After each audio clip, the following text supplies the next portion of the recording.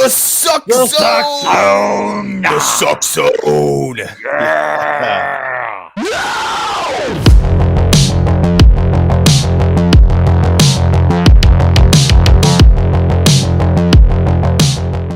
What's going on, guys and gals, and welcome to Good Real Hunting. It's your boy Brad. The Burtman is right over there. Today we're going to be giving you a review for Twister. Not Twisters, which is coming out tomorrow, but Twister, the old school movie from 1990, or well, from the 1990s, I should say. Excited about it, Birdie. This has always been one of my favorite movies, and I'm excited to tackle it today. Oh man, talk about, and even this goes for a lot, probably within our friend group and all that too. Probably one of the most guilty pleasure movies out there.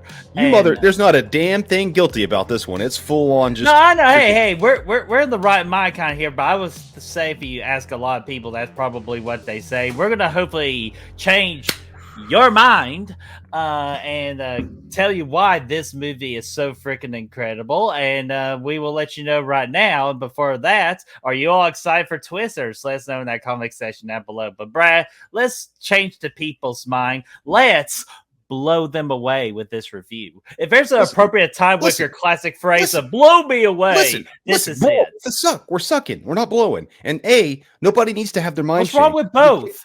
This movie, yes, true, but this movie kicks a lot of ass. Okay, we can suck, we can blow all we want. Came out in 1996. Jane DeBont's the director. Awesome director, by the way. Did a lot of cool stuff back in the day. This one, it has Helen Hunt. It's got Bill Paxton, R.I.P. in this thing. They're out here. They're chasing down tornadoes, Birdie. They're trying to put some sensors up in that shit with a flying Dorothy. Get up in there, get all the tornado shit read out. It's the biggest tornado day you've ever seen out in Oklahoma. There's like 18 of them today on this day in 1996. They're going from one tornado to another. It's just a nonstop adrenaline ride. One of the most fun movies of all time. I think so. You got a group of people. You got trucks going off-road, chasing tornadoes. You got badass soundtrack. You got great other music, all kinds of cool, fun, sequences in this thing. It's just a blast. Yeah, dude, and can we just say that this is actually extremely underrated from like a script department, because this movie actually really tells a great story. Because it sets it up at the very beginning, where Little Hunt, my favorite Helen Hunt movie, Twister. No, I'll tell you, this story is very underrated because, like, again, it tells the story of a little girl who grows up to be a storm chaser, like a tornado chaser, trying to, save other people's lives, so they don't have to go through the exact same thing that she went through as a little girl with losing her dad. Dude, if that doesn't tug on your heartstrings, man, I don't know what's wrong, man. Yeah, I think it's a solid script. I think it's a good story overall. We've established that's a fun-ass movie. It's a perfect cocktail of cast and action and everything else that just works perfectly together. With Mr. Senior Hoffman. Dude, don't get me started on Dusty now. The Suckstone himself. The Suck Zone. The extreme Billy, get on over here. I love that guy, man. He's got so many different lines. Food.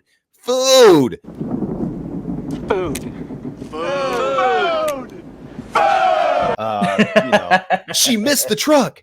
You just said truck. That's awesome. That's awesome. What's up? Did y'all see that explosion? He's the best. Philip Seymour Hoffman, another R.I.P. He was another one of him and Bill Paxton both were always on my favorite actor list.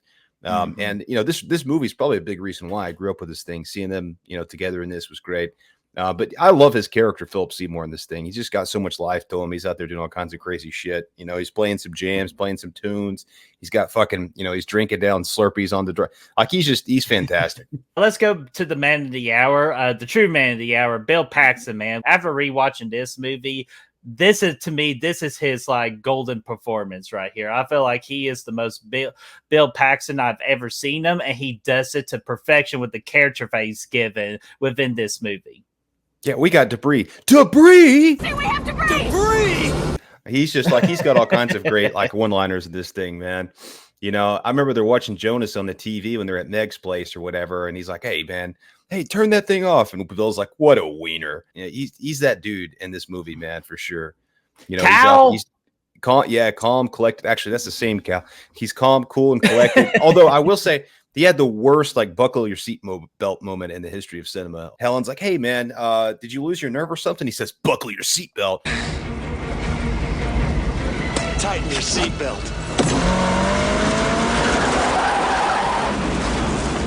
and then he immediately drives right into a fucking ditch and gets stuck. Okay, we gotta get out of this. Really? Like, what the fuck are you doing, man? Like, you got to do something cool after that, not fucking get your car stuck and almost die. Oh, I know. If they don't forget at the end of the movie where they're tying themselves down on that rail that's 30 feet under the ground, so they'll be totally okay when they tie themselves down. Like he ties her down perfectly when he puts the thing around him. I did not notice one time he freaking sealed it up and all that. It's like, oh shit, he's gonna get blown away. Like, dude, yeah, I mean, he got sucked in there, but that's got to be the ultimate back decompression method is getting sucked into a tornado while you're strapped onto a metal fucking pipe. I mean, I just think that would feel good on the spine, but nonetheless, I think, yeah, he was smart. Like they almost died like 10 times that day. They got stuck in the trench. They got sucked in there. They almost ran into those twins, which, in the water there, once it diverted the double tornado there, and they were in there. Water sprouts. Perfect commercial for Dodge Rams, by the way. He's in there driving 2 tornadoes, can't fucking get it off the roadway. Like a rock. Like a rock.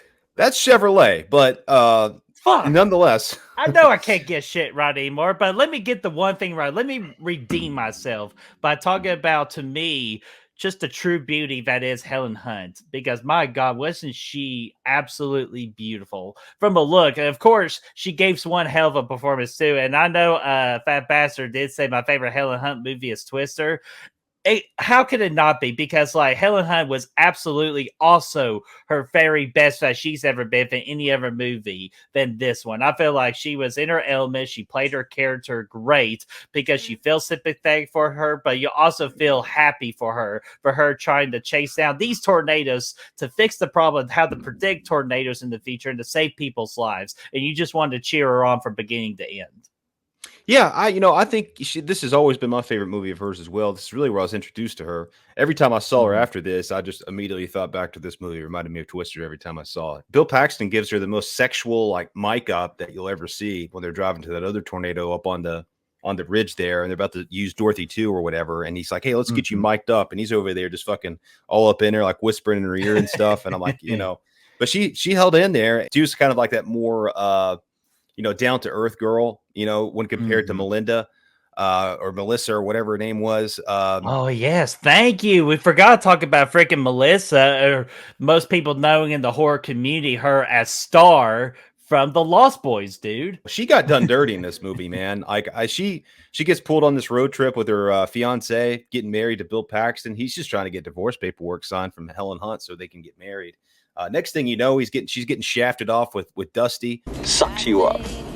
I mean, that's not the technical term for it, obviously, but they leave her in the backseat of the Ram after they do the dueling tornado thing. And, she's just getting shit on this whole movie. I feel super bad for Melissa because she didn't do a single thing wrong in this movie. The real villain of this movie, it's not the twist, it's the Twister. It's probably Bill Paxton for putting her along this entire ride.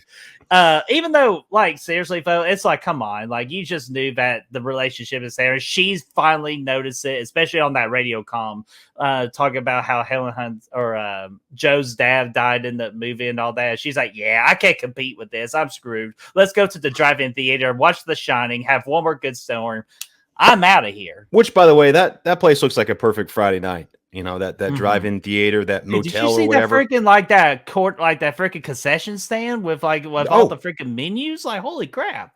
Our people, all that stuff on the menu, and they ended up getting a combined 10 coffees, and that was it. I said, motherfucker, there's mozzarella sticks in here, there's hot dogs, there's popcorn, all kinds of good stuff to be chomping down on. Probably a $1 blowjob in the back if you ask real nicely, or a suck job because the tornado's coming. But that being said, it's like that is my favorite sequence of this movie, though. That drive-in theater at night, that tornado pops up out of nowhere. Everybody's getting screwed. Like, you can kind of see the tornado, but only when the lightning strikes. It's really cool cinematography there. But also, even better, it gets added on to that once The Shining starts getting ripped off and Jack Torrance's face is in the tornado and all kinds of crazy stuff's going on. Like, as soon as it shows Jack freaking chopping down the door in The Shining, that's when the screen starts getting pulled apart by the tornado. Really cool shit. And it's tense, too. That whole moment is fantastic. Oh yeah, dude! It's not only that scene. There were a lot of tense scenes in this movie. The freaking end of the movie was tense. The first time we actually get to experience a tornado with these characters, and how Joe and oh my gosh, Bill Paxton's name, Bill. How Joe and Bill had to go underneath that little tiny little bridge, and they freaking survived that. That was nerve wracking. The hailstorm, yeah, dude. So many tense scenes. Yes, the CGI in this movie is going to look really outdated, but you just have to remember for its time in 96, where like it's like mid 90s to early 2000s, they were playing with this technology that's called CGI. And there were a lot of CGI shots that were really looking good, and you could obviously tell there were some that were really, really bad. I just challenge you all to focus not on the bad of the CGI, but the good of the CGI. I think overall this movie holds up. I mean, obviously it's not, it has not that dated space a shot. Bit. Holy that's shit. what I was going to say. With the exception of that space shot at the beginning of the movie, I thought we were jumping into a Nintendo 64 game like Metroid or something. I didn't know what the hell that was. That was crazy. All things considered, 1996 movie. I think that this holds up better than a lot of stuff from the time. Especially that F5 at the end. That thing looks pretty intimidating and scary. Yeah. Like I said, we're not talking about a Brock Lesnar finisher. No, hell no. The scenes at night all look good as well. The ones in the daylight and some of the cloud coverage is a little iffy, but a big part of what holds it up for me, though, is the sound design in this thing. These tornadoes sound intense, and the thunder that's throughout the whole movie, it just kind of gives it that ominous kind of storm feeling. But the sound of the tornadoes, the roars that they're putting off, the kind of squelches and screams and everything, I think it all makes for good cinema, and it makes the tornadoes feel pretty intimidating for the most part. I got to mention this rivalry that their group of people have with the Jonas Brothers over there, man, from Carrie Ells. Jonas has to be the worst scientist ever, dude. He's always right there with Bill, but he's never been to a single tornado. Like he was never at any of the tornadoes. Like they were always like neck and neck with each other. But every time a tornado, I was going to say, you know what happened? Yeah, until he hit the suck zone himself and got sucked up in there and exploded. He was never there. He was always like showing up 10 minutes late. I said, this guy fucking sucks, man. Plus, Bill had a better truck anyway. Like a rock. That's damn Chevy. The biggest problem in this movie is Bill Paxton having liability only on that fucking Ram, dude, because that thing needed full coverage for sure. If there's a way to go out in life and go to the heavenly gates, it's like, what are you here for? I got sucked zoned into an F5 tornado. Epic legend. Come on in. Like, hey, there's a good way to go out. I would say F5 tornado does the trick. Except for his best friend when he gets up to the gate, Bill's like, what in the hell? Why did we turn around, you asshole? Like that guy got fucking fucked up, dude. Poor dude, he got so fun. Imagine if that movie was rated R and we get that freaking Final Destination 2, because I was expecting those effects to come in. And I was like, oh, that's right. This is a PG-13 movie, so it's not going to happen. I'm not ashamed. I'm giving this a golden reel 5 out of 5. This is just what we call almost near 2 hours of just an adventure, man. Not only just an adventure for thrills, just some laughs, some sadness. It has all these emotions bottled up nice and perfectly, led by a great cast and Helen Hunt and Bill Paxton. You all should definitely watch this movie before you go see the new movie of Twisters. Golden reel 5 out of 5. The perfect storm. Dude, I'm not gonna lie. I mean, I'm a 5 out of 5 with this movie as well. That's 2 unanimous 5 out of 5s on the channel in a row, it seems. So this is no exaggeration. This has always been one of my favorite movies of all time. I grew up with this thing. Outside the horror genre, I grew up with this on repeat all the time as a kid and all the way throughout. Every time there's a good storm, it always makes me want to watch this. So I've seen it so many times, it's ridiculous. So I would easily put this probably in my top 20 movies of all time. One of the best movies of the 90s, man. And if you don't like it, you can suck off. What did you all think about this 1996 classic of Twister? Do you think this movie is indeed the perfect storm? Or do you think that there's some problems with this storm or problems with this movie? Let us know in the comment section down below. Let's get that discussion rolling. If you want to help us find the good reels, you can do so by finding us of all our socials right down there in the description for you to check out. Yeah, absolutely. Until then, Brad, I do have to go, folks, because the wind chimes outside my house are very... off tune. I gotta go check what that's about. Don't get buried in the basement. Nope. No!